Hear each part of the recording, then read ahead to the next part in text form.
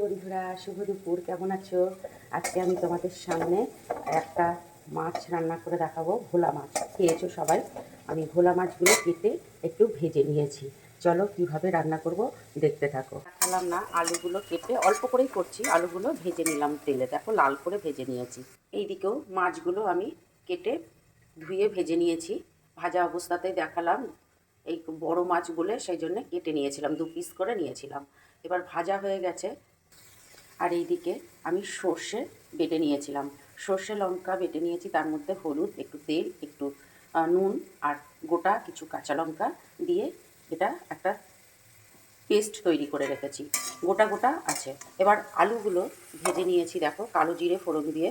এইবার আমি এই পেস্টটা এর মধ্যে দিয়ে দেবো।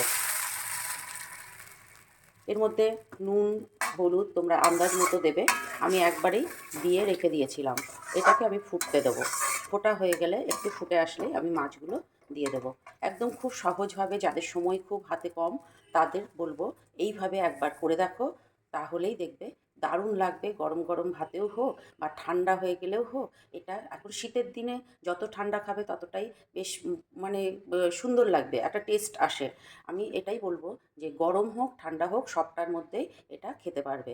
তাহলে চলো দেখো কিভাবে আমি তৈরি করছি। ভালো লাগলে একটা লাইক, একটা কমেন্ট করবে। ভোলা মাছের সর্ষে বাটা কেমন লাগবে জানাবে। চলো এর পরের ধাপ দেখাচ্ছি। দেখো বন্ধুরা, আমার ঝোল কিন্তু ফুটে গেছে এবং এই মাছগুলো এই ঝোলের মধ্যে আমি ধীরে ধীরে দিয়ে দেবো। দিয়ে একটু ফুটে উঠলেই আমি নামিয়ে ফেলবো। আলুগুলো ভাজাতেই সেদ্ধ হয়ে গেছিলো, সেই জন্য বেশি ভাজার কোনো সেদ্ধ করার কোনো দরকার নেই, আলু সেদ্ধ হয়ে গেছে। একটু মাছগুলো ঝোলের মধ্যে মিশিয়ে দেবো, দিয়ে এটাকে একটু ফুটতে দেবো। খুব সহজভাবে করো। আর বন্ধুরা আমি বলছি, তোমরা সর্ষে যদি কেউ না খেতে চাও একটু পোস্ত মিশিয়ে দিতে পারো। আর সর্ষে এখন নতুন সর্ষে উঠেছে, ওটা তেতো হয় না, তবুও সর্ষেটা বেটে একটু ছেঁকে তার ছাকনা সে জলটা তোমরা ব্যবহার করতে পারো। তাহলে কোনো সমস্যা হবে না, অ্যাসিডও হবে না, কোনো কিছুই হবে না। খুব সুন্দর। তাহলে খুব সহজভাবে, খুব শান্তভাবে, একদম অল্প সময়ের মধ্যে এরকম একটা মাছের রেসিপি তৈরি করে ফেলতে পারো। কেমন লাগছে অবশ্যই কমেন্ট করে জানাবে। আমি নতুন নতুন ভিডিও কিছু এখন শীতের সময় খেয়ে তো ভীষণ আরাম। নানা ধরনের খাবার খেয়ে সবচেয়ে আরাম বেশি, কোনো সমস্যা হয় না। গরমকালে কিন্তু নানা ধরনের খাবার পাওয়া যায় না, তাই শীতকালে মন ভরে খুশিতে খেয়ে ফেলো, যা মনে ইচ্ছা হবে। একটু সাবধানে খাবে। তাহলে দেখো, দেখতে থাকো।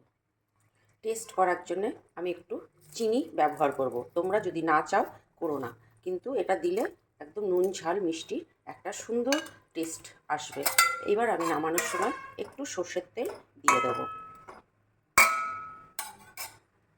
এই দেখো বন্ধুরা, আমার মাছের ঝোল হয়ে গেছে। আমার গাছের ধনেপাতা একটু দিয়ে দেবো। ধনেপাতা দিলে টেস্ট তা জানতেই পারছো কতটা সুন্দর আসে। আর একটু সর্ষের তেল দিয়ে এটাকে নামিয়ে ফেলবো। কেমন লাগছে অবশ্যই কমেন্ট করবে। ধনেপাতাটা দেবে, ধনেপাতাটা এখন শীতকাল তো ধনেপাতাটা দেবে। এর সঙ্গে সর্ষের সঙ্গে ধনেপাতা আর কাঁচা লঙ্কা একটা আলাদা রকমের টেস্ট নিয়ে আসবে। তাহলে কেমন লাগছে একটু জানিও। আমি নামিয়ে ফেলছি।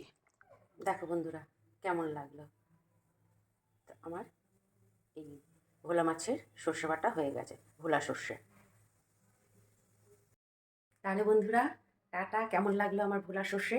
একদম সুন্দরভাবে আমি তোমাদের দেখিয়ে দিলাম। যদি ভালো লাগে একটা লাইক, একটা কমেন্ট করবে। সুন্দর লাগলে সুন্দরভাবে কমেন্ট করবে। আর এইভাবে আমি নতুন নতুন ভিডিও নিয়ে চলে আসবো। শীতকালে অনেক পিঠে পুলি অনেক কিছুই জানি, কিন্তু খাওয়ার কোনো আমাদের বাড়িতে কেউ নেই। সেই জন্যে ধীরে ধীরে করছি। দেখি, প্রত্যেক বয়েতেই আমি প্রচুর রান্না করি, কিন্তু এবার শরীরের জুত নেই বলে আমি অতটা কিছু রান্না করতে পারছি না। তাহলে পাশে থেকো, অবশ্যই নতুন নতুন আইটেম নিয়ে আসবো। টাটা, ভালো থেকো। আর আমার ভিডিওগুলো দেখো। ভালো লাগলে একটা লাইক, একটা কমেন্ট, একটা সাবস্ক্রাইব।